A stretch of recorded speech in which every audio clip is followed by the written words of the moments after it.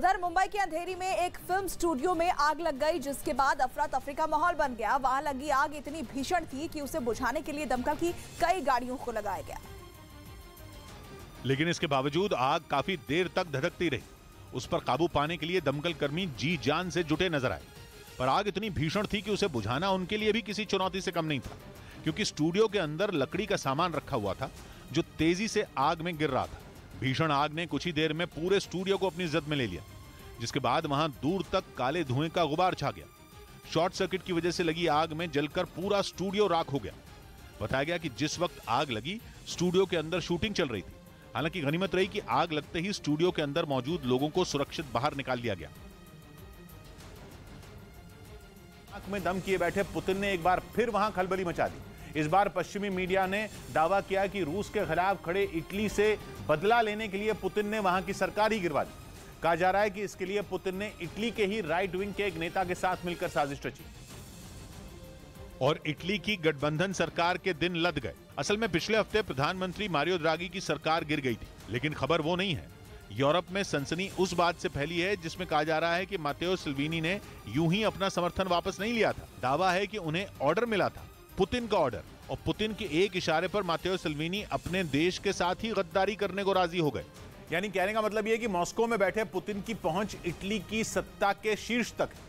Putin ने महज एक इशारा किया और इटली से उनके रास्ते का कांटा साफ हो गया और प्रधानमंत्री मारियो द्रागी को इस्तीफा देना पड़ा। दावा है कि द्रागी की सरकार गिराने की साजिश 2 महीने पहले ही बना ली गई थी। इटली के एक नामी अखबार ने रिपोर्ट छापी कि मई में मातेओ सल्विनी के एक आदमी की रोम में पुतिन के भेजे एक राजनयिक से सीक्रेट मीटिंग हुई थी। दावा है कि उस मीटिंग में पुतिन के अधिकारी ने सल्विनी के आदमी से बिल्कुल साफ साफ पूछा था कि क्या उनकी लीग पार्टी का कोई मंत्री द्रागी की सरकार से इस्तीफा देना चाहता है। इस सनसनीखेज दावे ने पूरी दुनिया के होश उड़ाए हुए हैं, लेकिन इटली में लोग ज्यादा हैरान नहीं, क्योंकि मातेओ सल्विनी की पुतिन से करीबी के बारे में हर कोई वाकिफ है। इन्वेस्टिगेटिव जर्नलिज्म ग्रुप बेलिंगकैट ने भी 2019 में अपनी जांच में पाया था कि सल्विनी कई बार मॉस्को गए थे ताकि वो अपनी पार्टी के लिए तगड़ा फंड जुटा सकें। हालांकि मातेओ सल्विनी ने पुतिन के साथ मिली भगत की खबरों को सिरे से खारिज कर दिया। उन्होंने इन रिपोर्ट को फेक न्यूज बताया। लेकिन इटली की राजनीति में तो भूचाल आया हुआ है। मातेओ सल्विनी पुतिन के ऐसे फैन हैं कि वो कई बार उनके चेहरे वाली टी शर्ट पहने नजर आ चुके हैं। वो पुतिन से मिल भी चुके हैं। कुछ वक्त पहले तो यूक्रेन की जंग रुकवाने के लिए उन्होंने शांति वार्ता करवाने का मन भी बना लिया था। इसके लिए वो मॉस्को के दौरे पर जाने की भी प्लानिंग कर चुके थे। दौरे पर जाने का प्लान उनका था, लेकिन उनकी फ्लाइट कराई थी रूस के ही दूतावास ने। हालांकि वो दौरा कभी हुआ ही नहीं, लेकिन सल्विनी के पुतिन से करीबी से इटली में दहशत है, क्योंकि अब 25 सितंबर को वहां चुनाव है और माना जा रहा है कि सल्विनी का दक्षिणपंथी गठबंधन जीत जाएगा। और अगर ऐसा हुआ तो पुतिन के लिए यह सोने पर सुहागा होगा, क्योंकि मारियो द्रागी जैसे नेता की कुर्सी छीनने से उनकी एक जीत तो पहले ही हो चुकी है। उस पर उनके ही आदमी के हाथ में इटली की सत्ता आना पुतिन के लिए बेहद फायदेमंद साबित होगा, क्योंकि मातेओ सल्विनी यूरोपियन यूनियन के खिलाफ हैं और मारियो द्रागी उसके समर्थक थे। वो जंग की शुरुआत से ही यूक्रेन के साथ खड़े रहे। द्रागी रूस पर प्रतिबंधों के भी हिमायती थे और यूक्रेन को हथियार और पैसा भेजकर रूस से लड़ाई में उसकी मदद करने के भी। लेकिन पश्चिमी मीडिया का दावा है कि पुतिन ने अपने ऐसे विरोधी को ही ठिकाने लगा दिया ताकि न रहे बांस और न बजे बांसुरी। पश्चिमी मीडिया के दावों में कितनी सच्चाई है उसके लिए तो जांच करनी होगी, लेकिन इतना तो तय है कि पुतिन के आगे पश्चिमी देशों की एकता लड़खड़ाती दिख रही है, क्योंकि इस महीने की शुरुआत में ही ब्रिटेन में बोरिस जॉनसन ने इस्तीफा दिया और फिर एक हफ्ते पहले मारियो द्रागी का नंबर आ गया। दोनों घटनाओं में एक ही चीज कॉमन है, वो ये कि जिसने पुतिन के खिलाफ बोला उसका पत्ता ही साफ हो गया। बोरिस जॉनसन लगातार पुतिन पर आग उगल रहे थे और द्रागी भी पुतिन के खिलाफ थे। इटली में मची उथल पुथल इसलिए अहम है क्योंकि वो नेटो का सदस्य है, दुनिया के अमीर देशों के संगठन G7 का भी सदस्य है और यूरोपियन यूनियन की तीसरी बड़ी अर्थव्यवस्था भी है। ऐसे में इटली की कमान किसके हाथ में जाएगी, ये पूरे यूरोप के लिए, अमेरिका के लिए और पुतिन के लिए बहुत मायने रखता है।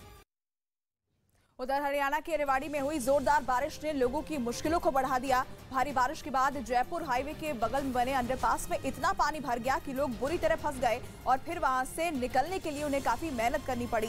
अंडरपास में अंदर और बगल में चारों तरफ पानी ही पानी दिखाई दिया, जिसे देखकर ऐसा लगा मानो कोई नदी वहां बहने लगी हो। अंडरपास के बाहर एक बाइक सवार तो बुरी तरह पानी के बीच फंसा दिखाई दिया। यही नहीं, कई बड़ी गाड़ियों के पहिए भी पानी के आगे थम गए। कुछ लोग तो ट्रैक्टर से पानी में फंसी गाड़ियों को बाहर निकालते भी नजर आए। भारी बारिश के बाद अंडरपास तो डूबा ही, लेकिन उसके साथ ही हाईवे पर भी कई जगहों पर पानी इकट्ठा हो गया, जिसकी वजह से हाईवे पर कई किलोमीटर लंबा जाम लग गया।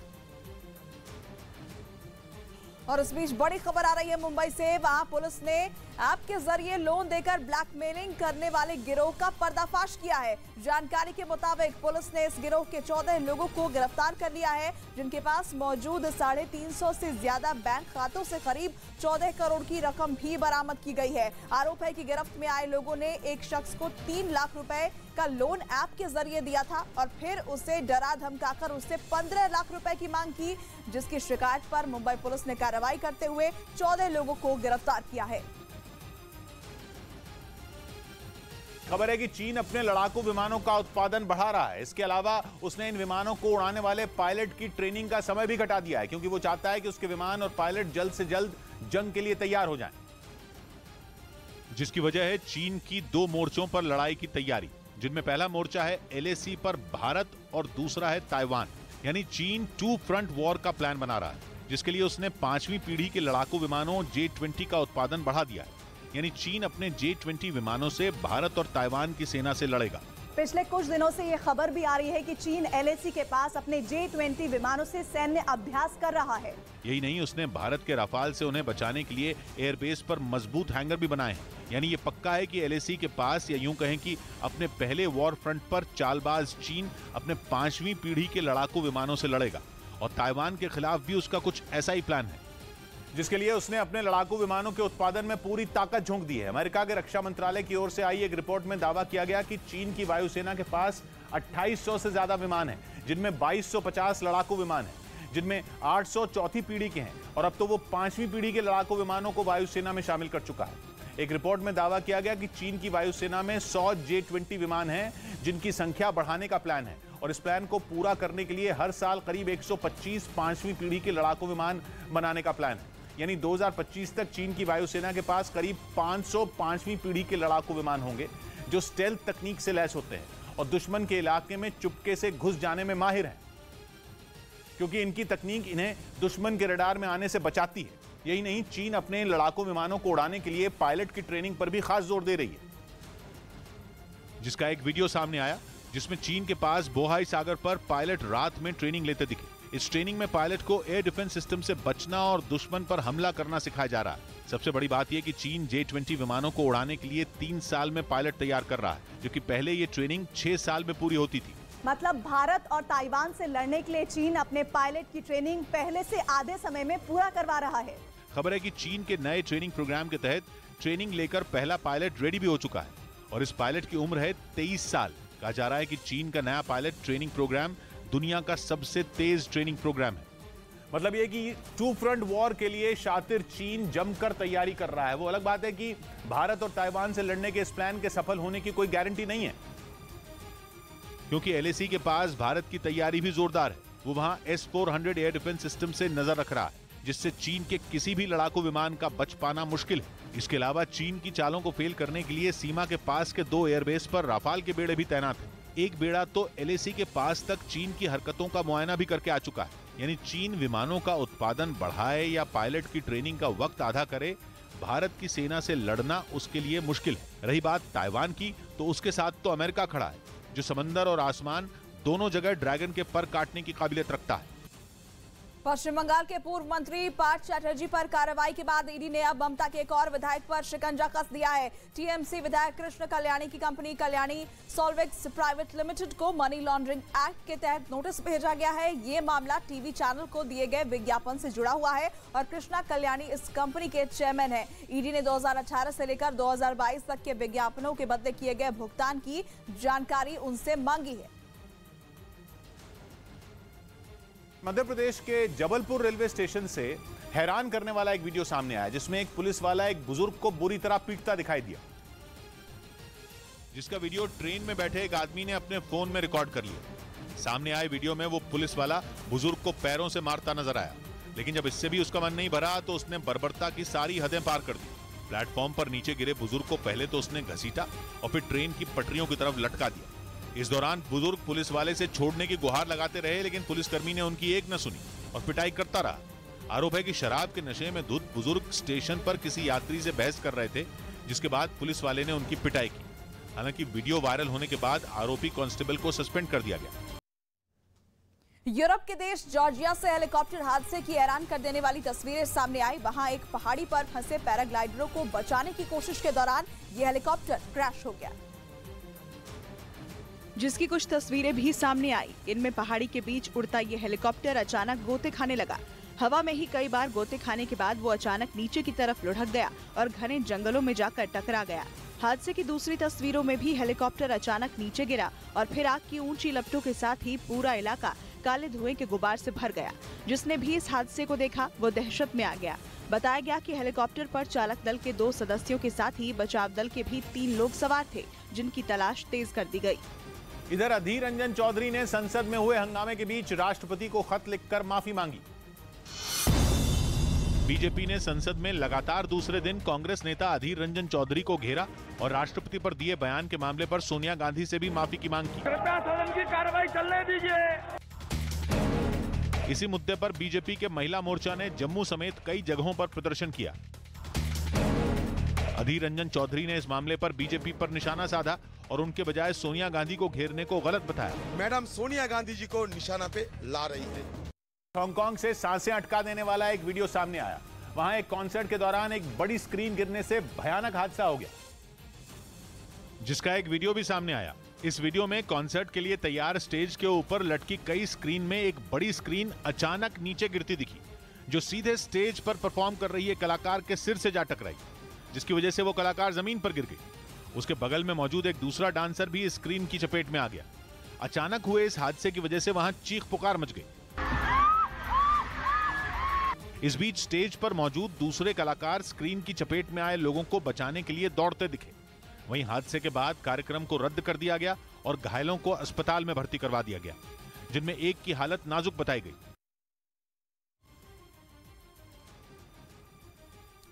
उत्तराखंड के रामनगर में भारी बारिश की वजह से उफान पर बरसाती नालों ने लोगों की मुश्किल बढ़ा दी। वहां सड़क पार करने की कोशिश में कई गाड़ियां पानी के बीच फंस गई। के रामनगर में बरसाती नालों ने कई जगहों पर सड़कों पर कब्जा कर लिया, जिसकी वजह से वहां से गुजरने वाले लोगों की मुश्किल बढ़ गई। सड़क पर इतना पानी इकट्ठा हो गया कि सड़क का अंदाजा लगाना मुश्किल हो गया। इस पानी के बीच से निकलने की कोशिश में कई गाड़ियां फंस गई, जिसके बाद जमीन खोदने वाली मशीन की मदद से इन गाड़ियों को निकालने की कोशिश की गई। एक गाड़ी तो पानी में ऐसी फंसी कि उससे निकालना मुश्किल हो गया। गाड़ी में बैठे लोग ही उतरकर किसी तरह उसे धक्का देकर बाहर निकालने की कोशिश करते दिखे, जबकि सड़क पर गाड़ियों की लंबी लाइन लग गई। वहां घूमने आए कई पर्यटक भी इस वजह से परेशान दिखे। उधर हेमंत सोरेन सरकार ने सरकारी स्कूलों की छुट्टी पर बड़ा फैसला लिया। झारखंड के गोड्डा में 88 सरकारी स्कूलों को सख्त निर्देश देते हुए वहां शुक्रवार के दिन छुट्टी नहीं करने की हिदायत दी गई। इससे पहले आरोप था कि इन स्कूलों में धार्मिक वजहों से रविवार के बजाय शुक्रवार को छुट्टी की जाती है। जिला शिक्षा विभाग के निर्देश के बाद झारखंड के गोड्डा में सरकारी स्कूल तो खुले, लेकिन कुछ जगहों पर छात्रों के स्कूल नहीं पहुंचने के मामले भी सामने आए।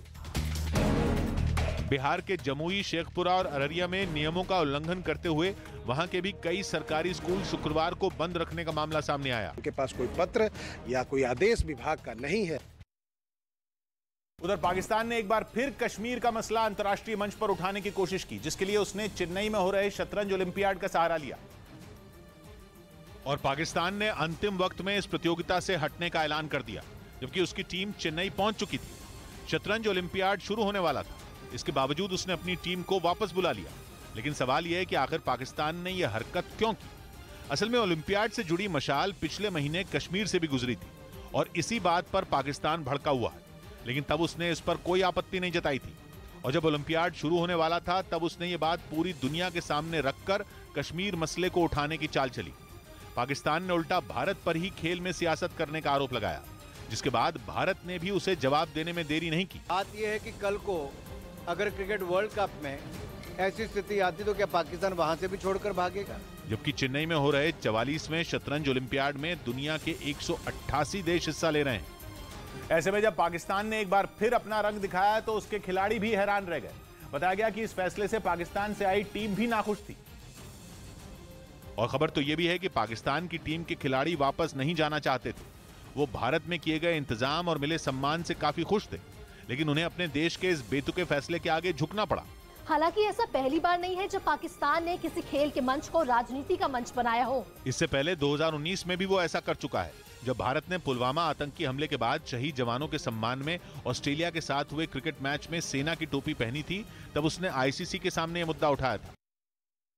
नेटो का सदस्य बनने के लिए हाथ पैर मार रहे फिनलैंड पर डबल गेम खेलने का आरोप लग रहा है। खबर है कि फिनलैंड रूस के नागरिकों को धड़ल्ले से टूरिस्ट वीजा जारी कर रहा है, जिसकी वजह से रूस के नागरिक छुट्टियां मनाने के लिए बड़ी तादाद में फिनलैंड पहुंच रहे हैं। बताया गया कि रूस के लोग फिनलैंड के न्यूयमा के रास्ते वहां जा रहे हैं। न्यूयमा रूस और फिनलैंड के बॉर्डर पर है। यहां यह बात बेहद अहम है कि नॉर्डिक देशों में इकलौता फिनलैंड ही है जो रूस के लोगों को वीजा जारी कर रहा है। आइसलैंड, नॉर्वे, स्वीडन और डेनमार्क भी नॉर्डिक देश हैं, लेकिन वो रूस के नागरिकों को इस तरह वीजा नहीं दे रहे। मतलब एक तरफ फिनलैंड रूस को आंखें भी दिखा रहा है और दूसरी तरफ रूस के नागरिकों को वीजा देकर अपनी जेब भरने में भी लगा है। इसी वजह से फिनलैंड में कुछ लोग, यहां तक कि वहां की विपक्षी पार्टियां भी फिनलैंड की सरकार के इस डबल गेम के खिलाफ खड़ी हो गई। उन्हें एक तरफ फिनलैंड के रूस के एक्शन को गलत ठहराना और दूसरी तरफ उसके जरिए मुनाफा भी कमाना यूक्रेन के लोगों के साथ ठगी नजर आने लगा है। फिनलैंड में अभी टूरिस्ट सीजन है और इन सैलानियों में रूस से अच्छी खासी संख्या में लोग हर साल वहां घूमने फिरने पहुंचते हैं। फिनलैंड की मजबूरी यही है, जंग की वजह से पहले ही यूरोप में धंधा मंदा पड़ा है। ऐसे में फिनलैंड रूस के पर्यटकों के लिए दरवाजे बंद करके अपने पेट पर लात नहीं मारना चाहता। रूसी सेना ने यूक्रेन के क्रामाटोर्स्क और स्लोवियास्की में हमला बोल दिया। रूस ने रिहायशी इलाकों को निशाना बनाया और मिसाइलें दाग दी। इस हमले में 1 की मौत हो गई है, जबकि आपको बता दें कि 5 लोग घायल हो गए। रिहायशी इलाकों पर अटैक किया गया है, ये बड़ी खबर आपको बता रहे हैं। यूक्रेन पर रूस ने ये मिसाइल अटैक किया है, अलग अलग ठिकानों पर रिहायशी इलाकों को निशाना बनाया है रूस ने अपने मिसाइल के जरिए। और इस हमले में 1 आदमी की मौत हुई है, जबकि कुछ लोगों के घायल होने की भी खबर है।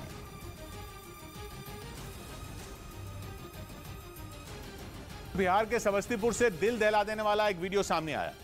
वहां कुछ बदमाशों ने मामूली बात पर चाउमीन बेचने वाले एक शख्स की जमकर पिटाई कर दी। बताया गया कि चाउमीन देर से देने पर वहां विवाद शुरू हुआ, जिसने कुछ ही देर में भयानक रूप ले लिया और कुछ बदमाशों ने चाउमीन बेचने वाले उस लड़के को सड़क पर काफी दूर तक घसीटा। इस दौरान वो खुद को छोड़ने की गुहार लगाता दिखा, लेकिन बदसलूकी करने वाले उन बदमाशों का दिल नहीं पसीजा।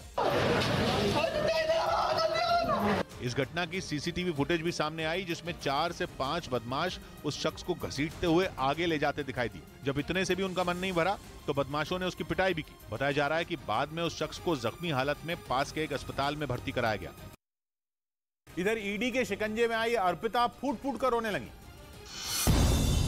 पश्चिम बंगाल शिक्षक भर्ती घोटाले के आरोपों पर गिरफ्तार अर्पिता मुखर्जी को कोलकाता में मेडिकल जांच के लिए अस्पताल ले जाया गया, जहां वो रोती नजर आई। खबर है कि ईडी को कोलकाता में अर्पिता मुखर्जी के मकान से कुछ गाड़ियां और स्कूटर गायब मिले। बीजेपी ने शिक्षक भर्ती घोटाले के मामले में दक्षिण कोलकाता में प्रदर्शन किया। पटना से ये बड़ी खबर आपको बता दें, जहां पर आज से बीजेपी के सभी मोर्चों की संयुक्त राष्ट्रीय कार्य समिति की बैठक होगी, जो कल शाम 5 बजे तक चलेगी। इस बैठक में बीजेपी अध्यक्ष जेपी नड्डा शामिल होंगे। वहीं कल पीएम मोदी भी इस बैठक में शामिल हो सकते हैं। बैठक शुरू होने से पहले पटना में रोड शो भी निकाला जाएगा। बीजेपी की बड़ी बैठक आज पटना में होगी और कल तक ये बैठक चलेगी। आज बीजेपी अध्यक्ष जेपी नड्डा इस बैठक में शामिल होंगे और कल की बैठक के बारे में कहा जा रहा है कि प्रधानमंत्री भी इसमें शामिल हो सकते हैं। अमेरिकी वायुसेना के 6 F-22 रैप्टर लड़ाकू विमान पोलैंड रवाना हो गए। यूक्रेन जंग की वजह से रूस और अमेरिका के बीच जबरदस्त टेंशन है।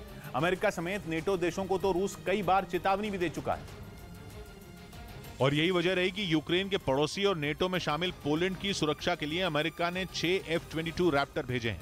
इससे पहले भी F-22 रैप्टर विमानों ने पोलैंड का दौरा किया था, लेकिन तब उनकी संख्या सिर्फ 2 थी और वो सद्भावना मिशन पर पोलैंड गए थे।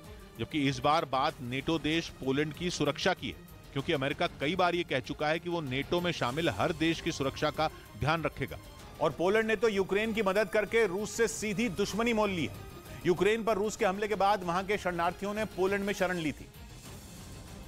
इसके अलावा उसने खुलकर रूस का विरोध भी किया था, यानी गुस्साए पुतिन को पोलैंड ने और भड़का दिया था, जिसके बाद पुतिन ने नेटो देशों से बोल दिया था कि उन्हें यूक्रेन की मदद करने का अंजाम भुगतना होगा। अमेरिका का कहना है कि इसी वजह से वो नेटो देशों की सुरक्षा का इंतजाम कर रहा है और बाल्टिक से काला सागर तक नेटो देशों के लिए एक सुरक्षित हवाई क्षेत्र बना रहा है, क्योंकि समंदर के इस इलाके से कई नेटो देशों की सीमा लगती है। इसी मिशन के तहत 6 F-22 रैप्टर पोलैंड जा रहे हैं, जो ईंधन भरवाने के लिए यूके में रुके हैं। नेटो देशों की सुरक्षा के लिए 120 लड़ाकू विमानों को हाई अलर्ट पर भी रखा गया है। अमेरिका के F-22 रैप्टर 5वीं पीढ़ी के लड़ाकू विमान हैं, जो हवा से हवा में मार करने वाली मिसाइलें लेकर उड़ते हैं। यही नहीं, इनमें टारगेट पर भारी भरकम बम गिराने की भी ताकत होती है। सबसे बड़ी बात यह कि इनमें स्टेल्थ तकनीक होती है, जिससे ये दुश्मन को चकमा दे देते हैं। और इस बीच बड़ी खबर जम्मू कश्मीर से, वहां बारामूला इलाके में आतंकियों से मुठभेड़ चल रही है। बड़ी खबर आपको बता दें कि वहां कुछ आतंकियों के छिपे होने की जानकारी मिलने के बाद सर्च ऑपरेशन शुरू किया गया। पुलिस और सुरक्षा बल के जवानों ने इन आतंकियों को घेर लिया है और अभी मुठभेड़ जारी है। बारामूला से ये बड़ी खबर, आतंकियों से मुठभेड़ चल रही है। आतंकियों के छिपे होने की खबर मिली थी, जिसके बाद सर्च ऑपरेशन शुरू हुआ और उसके बाद अभी वहां मुठभेड़ चल रही है।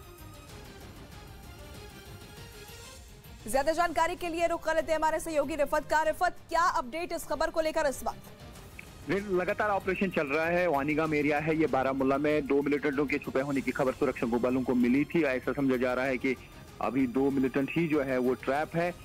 ये वानीगाम, जिस तरीके से मैंने कहा, रात के दौरान ही कॉर्डन सर्च शुरू किया गया था। 4 बजे के करीब जो है फायरिंग का सिलसिला शुरू हुआ। अभी लगातार जो है मुठभेड़ चल रही है। जी, तो सुबह 4 बजे से फायरिंग का सिलसिला शुरू हुआ और अभी तक ये मुठभेड़ जारी है, जैसा कि हमारे सहयोगी रिफत ये जानकारी दे रहे थे। बड़ी खबर बारामूला से ये सामने आ रही है। इधर ममता मंत्रिमंडल में बड़ा फेरबदल हो सकता है। खबर है कि पार्थ चैटर्जी को हटाने के बाद ममता बनर्जी ने कुछ और ऐसे मंत्रियों को हटाने की तैयारी शुरू कर दी जो गंभीर आरोपों में घिरे हैं। कोलकाता के अस्पताल में मेडिकल जांच के लिए पहुंचे पार्थ चैटर्जी ने खुद के साथ साजिश होने की बात कही। ईडी ने एक और टीएमसी विधायक कृष्ण कल्याणी को मनी लॉन्ड्रिंग के मामले में पूछताछ के समन्स भेजे।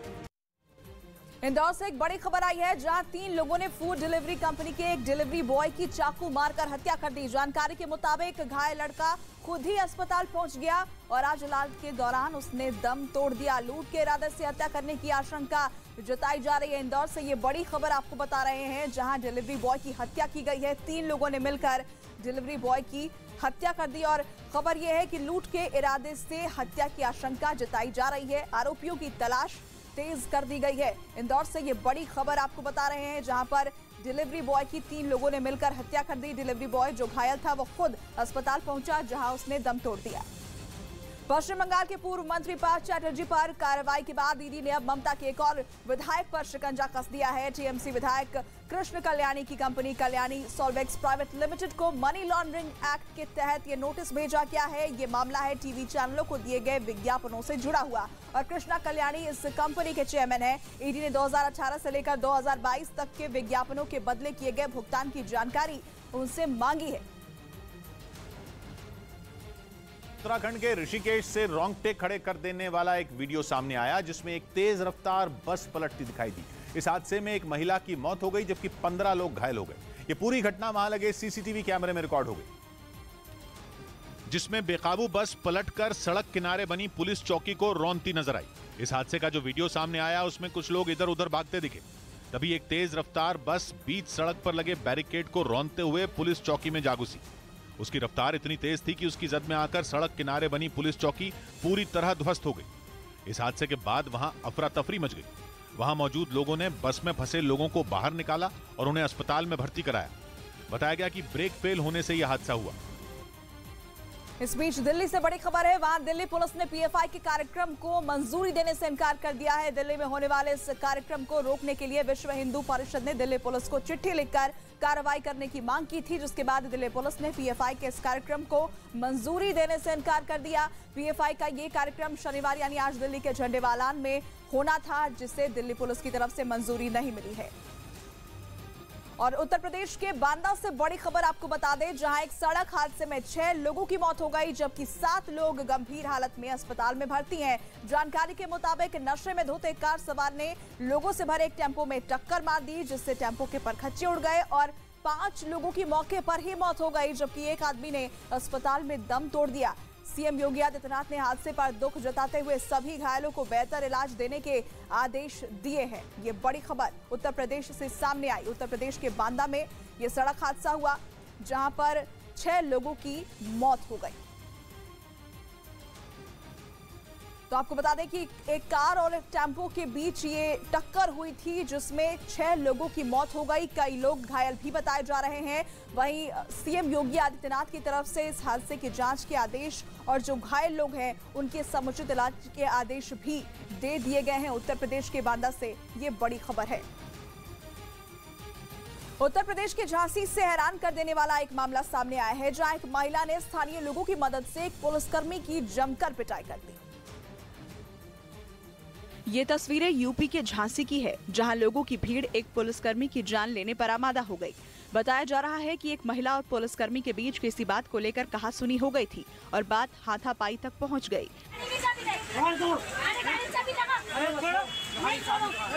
जिसके बाद बीच सड़क पर महिला के साथ लोगों की भीड़ जमा हो गई और उन्होंने भी पुलिसकर्मी को पीटना शुरू कर दिया।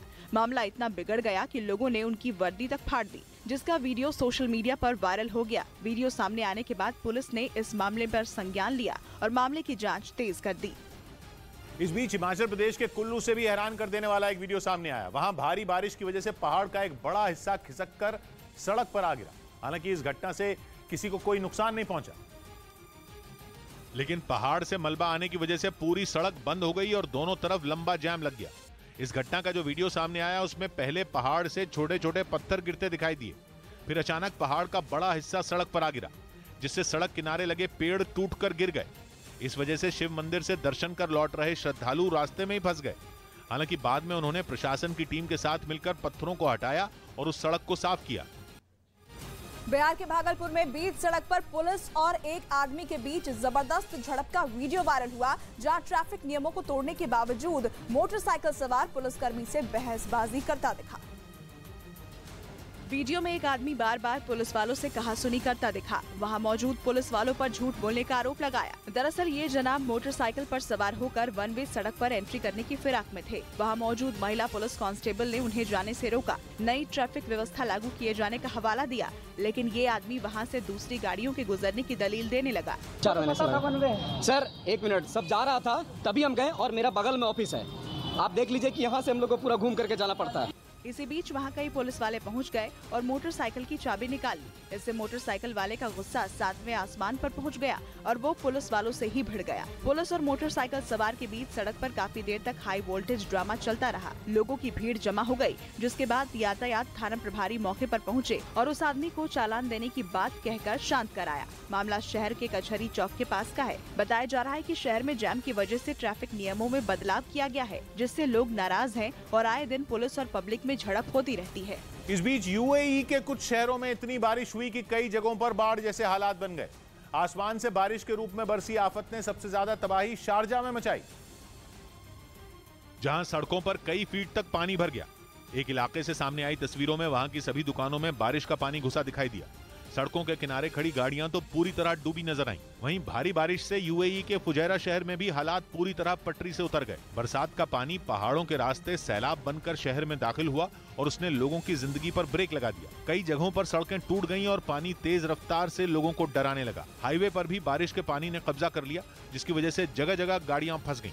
क्योंकि यूएई में पिछले 2 दिन से हो रही बारिश थमने का नाम नहीं ले रही। शारजाह में तो जैसे सब कुछ ठहर सा गया।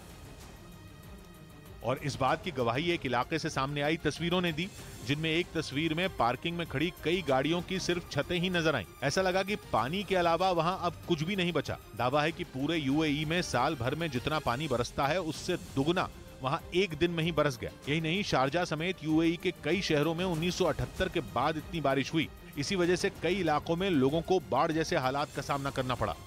जबकि यूएई को अपने रेगिस्तानी मौसम के साथ बहुत गर्मी और हल्की ठंड के लिए जाना जाता है। वहां आमतौर पर इतनी बारिश होती नहीं है, लेकिन इस बार आसमानी आफत को देखते हुए कई शहरों में रेड अलर्ट जारी कर दिया गया है, जिसका मतलब है कि खतरा अभी टला नहीं है। मौसम अभी और भी खतरनाक रूप ले सकता है। तेज बारिश के साथ तूफान आने की भी संभावना जताई गई है, जिससे भारी नुकसान हो सकता है। वहीं यूएई के मौसम वैज्ञानिकों के मुताबिक ग्लोबल वार्मिंग भी इस मुसीबत की एक बड़ी वजह हो सकती है, जिस कारण वहां के मौसम में इतना बड़ा बदलाव देखने को मिल रहा है।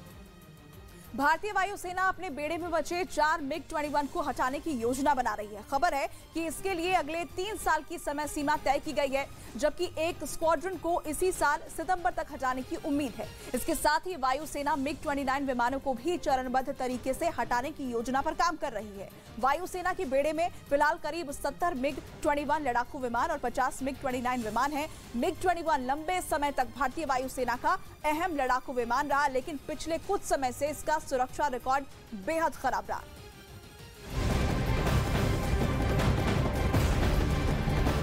और बड़ी खबर, बाढ़ और बारिश से हिमाचल में बड़ा नुकसान होने की खबर सामने आ रही है। प्रदेश में अब तक 133 लोगों की इस वजह से मौत हो चुकी है, जबकि जान माल का भी भारी नुकसान हुआ है। 450 करोड़ के नुकसान का अनुमान जताया जा रहा है। ये बड़ी खबर इस वक्त आपको बता रहे हैं, जहां पर हिमाचल प्रदेश में भारी बारिश हो रही है बीते कई दिनों से, और इससे हिमाचल प्रदेश में भारी नुकसान हुआ है। लगातार कई दिनों से बारिश हो रही है, बरसात की वजह से नुकसान की खबर है। बाढ़ और बारिश की वजह से अब तक 133 लोगों की जान जा चुकी है। डूबने और जमीन खिसकने से इन तमाम लोगों की मौत हुई है। वहीं करोड़ों की संपत्ति का नुकसान भी प्रदेश को पहुंचा है। बीते कई दिनों से लगातार हिमाचल प्रदेश के कई इलाकों में भारी बारिश हो रही है, जिसकी वजह से न सिर्फ लोगों की मौत हुई है, बल्कि संपत्ति का नुकसान भी हुआ है। 450 करोड़ के नुकसान का अनुमान जताया जा रहा है। 133 लोग ऐसे हैं जिन्होंने बारिश की वजह से अपनी जान गंवा दी है। बाढ़ और बारिश की वजह से 133 लोगों की मौत हो चुकी है।